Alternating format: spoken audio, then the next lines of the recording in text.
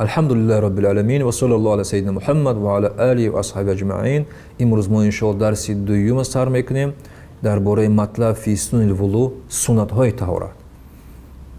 Ва сунану таҳарат аз суннат ҷамъу суннат. Мисол сунану гуфтан ин ҷамъ мешавад ва муфрадаш сунна мешавад. Ҷамъу суннат ва ҳия луғатан тариқ. Мисол суннат дар забони арабӣ маънош мешавад дар луғат ин тариқ, роҳ. Тариқату мардиятун кана ав ғайру мард. Мисол роҳи хуб боша ё роҳи бад боша фарқ нест, ин фақат маънои роҳ дорад. Ва фи шариати, дар шариат суннат маънош ма вазаба алайҳи набӣ саллаллоҳу алайҳи васалам, ҳамун амале ки пайғамбари худо алайҳи салату вассалам мекард, ҳамин амалҳоро мекард. Ма тарки аҳянан, ва гоҳ-гоҳ ин амалҳоро тарка мекард. Ин суннат аст.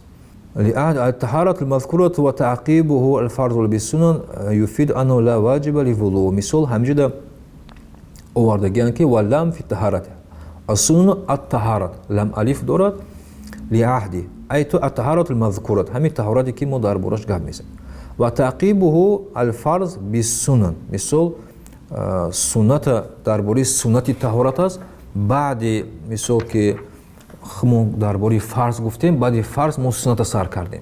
این معنای آن را داره که در همه طهارت لا واجب للوضوء، مثلا واجب نداره. طهارت معده فقط فرض داره، سنت مستحب، واجبش نیست. و الا لقدم اگر واجب می داشت بعد فرض درباره واجبش گپ میزد. غسل الیدین، مثلا شستن دستها، شستن دستها الی رزقین لوقوع الكفاية به في تنظيف. مثل همه قطعی توزیع میشه دستو برای تنظیف کافیه. قبل ادخالهم الاناء قید اتفاقی. مثل حوزه پیش آدما مثل اگه طهارت داشتن، روی طهارت دستشون میانداختن، طهارت میکردن. با حوزه ما مثل الحمدلله که امکانیت‌های زیادی داریم، مثل پیش همیشه طهارت میکردن. پیش اونی که دست رو درون طهارت انداخته آب گرفته طهارت کردن و دستش میشست. و الا فيسن غسلهما وإن لم يحتاج إلى إدخالهما الإناء. مثل اگر در درون همین طهارت نیت دست اندازی هم نباشه، همین دست شستن خودش سنته. کذا فی قول اذا استيقظ المتوضئ من نومه. وقتی مثل آدمی که خوابش برد، ای خوابش که خیست، برای همین آدم میگه دستشویی سنته. على ما هو المختار من عدم اختصاص سنية البداة بالمستيقظ. مثل همي حكم مختاره من عدم اختصاص. مثل در اینجا مدگه که وقتی که در متن امام قدوری میگه که وقتی که آدم خواست که مثل ای خوابش خیست باید دستش بوشه پیشه که دستش با طهارت انداختن، این حکم معنای اون را نداره که مثل اگر آدم ای خوابش نخسته باشه، بیدار باشه، برای دست شستن سنت نباشه. مثال برای او دست شستن سنته، بیدار باشه، ای خوب خسته باشه فرقش نیست. قال علامة القاسم في تصحيح الأصح أنه سنة مطلقا. مثال أصح هي سنة نص عليه في شرح الهداية وفي جوهرة هذا شرط وقع اتفاق لأنه إذا لم يكن استيقظ وأراد الوضوء. مثال آدمی که بیدار دیگه نیست ای خوبش و بخواد طهارت کنه، سنت غسل یدین. مثال برای او سنته که دستش بوشه. وقال في نجم أئمة، مثال در كتاب نجم أئمة گفته شده است که في الشرح قال في المحيط والتحفة در همین کتابه و جميع الأئمة البخاريين، مثال همه امامای بخارا، أنه سنة على الإطلاق. مثال دست شستن پیش ای طهارت کردن این سنته، ای خوب خسته باشه نخسته باشه فرقش نیست. و في الفتح وهو الأولى لأن من حكى وضوءه، مثل آدمی که نقل کرده در باره طهارت حبیب خدا علیه السلام قدمه پیش گفتگی، مثل همین دستشویی گفتگی. و اینما یحکی ما کان دأبه و عادته. مثل درباره روایت وردگی که مثل پیغمبر خدا علیه السلام ای عادتش هم خوب بود. لا خصوص وضوئه الذي هو النوم. این معنای اون نداره که فقط وقتی که ای خوابش میخیز دستش میشوش، نه. مثل همین ای عادت پیغمبر علیه السلام ای خوابش خسته باشه یا بیدار باشه، مثل پیش ای طهارت کردن دست شستن این سنت. بل ظاهر ان اطلاعهم على وضوئه من غیر نوم. مثل به خوابی هم پیغمبر خدا دست میشد. نعم الاستيقاظ و توهم نجاست. مثل آدمی که بیدار باشه و فکر کنه که دستش غشده یا نجس داره، از سنت اکد. مثل برای او سنت مؤکده میشه، باید دستش بوشه.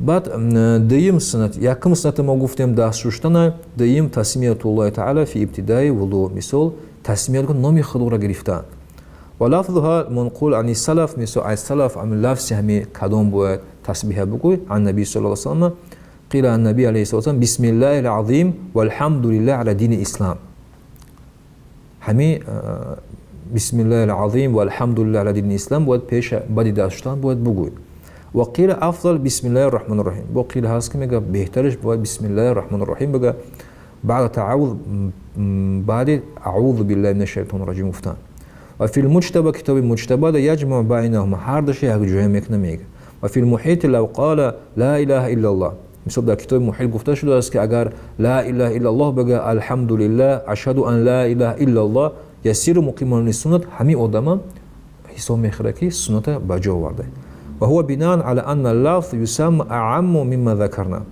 سو اگر ای بناء مثل دیده ان اللفظ يسمى اعم مما ذكرناه مثل ای چیزی که ما نمبر کردیم خیلی همه یسمى تسمیت گفته این با بسیار تسبیح ها را ممکنه گفتن و فی تصحیح قال فی الهدایت العصا ان مستحبات گفته گن که این مستحب یسمى قبل استنجا و بعده یسمى بسم الله میگه پیش از استنجا مثل پیش حاجت خانه در رمضان بسم الله میگه اعوذ میگه و بعده بعد بر رمضان و هو صحیح و قال زاهدی علم زاهدی میگه والاكثر على ان تسمیت و غسل اليدين سنتان قبل و بعده مثل همین تسمیت بسم الله گفتن و غسل اليدين دست ها را شستن همین سنت قبل و بعد پیش از حاجت خانه در رمضان و بعد حاجت خانه در رمضان دستشویی و مثال همین بسم الله گفتن سنت و سواک مثال سیمش ای سواک یک ما گفتیم شدن دست ها بعد بسم الله الرحمن الرحیم گفتن بعد سواک استفاده بردن استیاک عند المضمضه و قیل قبلها مثال وقتی که دهان رو ما غراره میکنیم در همین حالت باید سواک کنیم و قیل گفته که پیش از غراره کردن باید سواک استفاده بریم و هو للوضوء عندنا همین باید فراموش نکنیم برای طهارت مثل سواک همین سواک گذراندن از بالای دندان ها برای وقتی طهارت میکنن الا اذا نسیه فیندب للصلاه میگه اگر فراموش کرده باشه در طهارت که سواک استفاده نبرده باشه باید در نماز پیش از نماز باید استفاده سواک کنه وفي التصحيح وقال في الهداية والمشكلات والعصا عنه مستحب مثل مستحب والمضمضة بعد سواک استفاده بردن این دهان را غرغره کردن بمیاه ثلاثا سه ابقتی آب میگیرن غرغره میکنن برد و غرغره میکنن برد والاستنشاق بنی توزه کردن كذلك لو تمضمض ثلاثا من غرفة واحدة لم يصير آتيا بالسنن اگر مثل یک کفی ابقتی بنیش توزه کنه حساب نمیخوره که سنت بجا آورده و قال سیرفی میگه که یکون آتیا بسنت یکی از علما گفته که میگه یک کف قطعی بنیش توزه کرد حساب میخوره که سنت کرده قال واختلفوا في الاستنشاق ثلاثه من غرفه واحد مثال بین علما خلاف است برای که هم یک کف قطعی سنت میشه یا نمیشه قیل لا یصیر آتیا بسنت مثال هست علمایی که میگن نه باید همین جدو همین یک کف گیری بنیش کشید گیری با همین سه کف قطعی باید بنیش توزه کنه بخلاف المضمضه مثال اگر دهان رو اگر توزه کنه دهان رو شستشو کنه مثل یک کف او کافیه لأن في الاستنشاق يعود البعض الماء مستعمل للكف برای که وقتی که بنیده میگیره همین آبی که مستعمل که استفاده برده همین کف تا میریزه و فی المضمضه لا يعود مثل وقتی دهش آب میگردونه مثل آب مستعمل در کف نمیمونه برای میگه میگه یک کف قطعی دهان رو شستن ممکنه یک کف قطعی بینی رو شستن ممکنه سنت حساب نمیخوره لأنه يقدر على الامساك و مسح الاذنين ماسک کشیدن گوشها و هو سنت بماء راس عندنا باید فراموش این سنت بماء راس گفته همون آبی که وقتی که مسح سر میکشی همون دستایی که ترد قطعی باید چکا کنی گوشها رو توزه کنی ماسک بکشی آیتای لا بماء جدید آبی نو قطعی باید گوشها توزه نکنی عنایت ومثل في جميع شروح الهداية والحلية وتتارخانية شرح الجام وشرح الدرر للشيخ إسماعيل ويؤيد تقييد سائر المتون بقولهم بماء راس گفتم آبی سرقتی قال في الفتح واما ما روي انه صلى الله عليه وسلم اخذ لاذنيه جديدا مثل هست روایتی که پیغمبر حبیب خدا علیه السلام برای گوشوارش ماسک کشیدن оби ҷадид гуфта айсари нав дастоша шушт, об гирифт, ба мас кашид, фаяҷибу ҳамлуҳу, ира мега бояд ҳамл кунем ала анну лифанаи лбаллати қабла истиаа. Мисол вақте ки ҳабиби худо алайҳи салам маси саршонро ки кашидан, дастошон қоқ шид, барои ҳамин қабл дастошонро тар кардан, баъди маси гӯшо кардан. тавфиқан ли байна ва байна ма закарнаҳу. ва иза инъадама тавфиқан гуфтам мисол ҳамин ҳукме ки мо гуфтагием мувофиқ боша. ва иза инъадамат лбаллату лам якун будда мин алахз. Мисол вақте ки маси сарта кашид, дастот қоқ шид, бояд даста тар кунед. кама лав инъадамат фи баъди удви ваҳид. Мисол агар вақте дар шустушӯи даст боша ё по боша, вақте об тавон кишида боша ё мисол қоқ боша, бояд ҳамонҷоро ту бушӯи тар кунӣ. ва иза алимта залика заҳара лака, вақте ҳаминро ту фаҳмидӣ, ту дар зоҳир шид анна ма маша алайҳи алаӣ фи лдурар ва шурумбулалӣ ва соҳибу наҳр ва мусаннифои дигар китобҳо ва мулло мискин мин аннаҳу лав ахаза ли узнайҳи майян ҷадидан. Мисол вақте ки барои гӯштозак мас кашидан оби нав мегира, фаҳуа ҳасанун, ин хубе, мухалифун лириваяти машҳур аллати маша алайҳи асҳабул мутун ва шуруҳ мавдуъату линақли мат ва тамаму залик фи ҳашияти шейхина дураддул мухтар. Мисол дар бораи ҳамин хилоф гуфтагие. Мисол барои мо зоҳир шид чӣ? Вақте ки маси рас кашидем, масе ки кардем болои сарда, дасто ки қоқ шидан, бояд бушӯи даста оби тоза қитӣ ва гӯшода мас кунем. Не ки вақти маси сара ки кашидем мо, мисол чиликҳоро қабида, ида чилик мемона, вақти кашидем ида чилик тар мемона, мо гӯшоро мас мекашем ва суннат ба ин ба ҷо меояд. ва тахлияту лиҳяти. Мисол одаме вақте ки риш дошта боша, ами тахлият гуфта, мисол вақти чилик вақти байни ришода гузарондан. ва қила ҳува суннату, ин сунната инда аби Юсуф, ҷаизу инда аби Ҳанифа, ҷоиз гуфтагием имом Абу Ҳанифа Муҳаммад, лианна суннат икмалу фарз фи маҳалли. Мисол суннат че? Суннат ҳамун чие ки вақти фарза комил мекунад. ва дахил лайса бимаҳалли лаҳу. се бор шустан. вақте ки мо масалан пойҳоро, дастҳоро мешӯем се бори, ва лав зада литумаънияти лқалб ла баъса би. Масалан одам мегӯяд ки ман се бор мешӯм, дилм тинч нест, мисол дилм ки хомӯша бо чорум бор, панҷум бор шудан мумкина ё не? Дар ҳамин китоб оварда ки ла баъса мега ягон боки надора, мумкин е. Не ки бояд бисёри бад нашӯя, бо дуруи васвасаҳо дохил нашавад.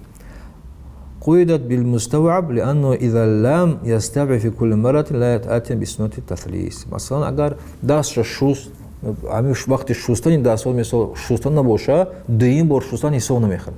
باید همین یک دست تمام همه باید شسته شود، بعد دویم بار میشه، بعد سوم بار. آن وقت سنت اجرا میشه. وقيدت بالأعضاء المغسولة لأن الممسوح يكره تكرار مسح. مثلا ما گفتیم همین دست شستن یا رو شستن سه باری، ماسک کشیدن سر یک باره. مثال درباره ماسک کشیدن ما نگفتیم. و الحمدلله رب العالمین، پروردگار ما را انشاءالله از عملهای خوب عطا بگردونه، با ما توفیق بده که سنت حبیب خدا علیه السلام اجرا کنیم. و الحمدلله رب العالمین.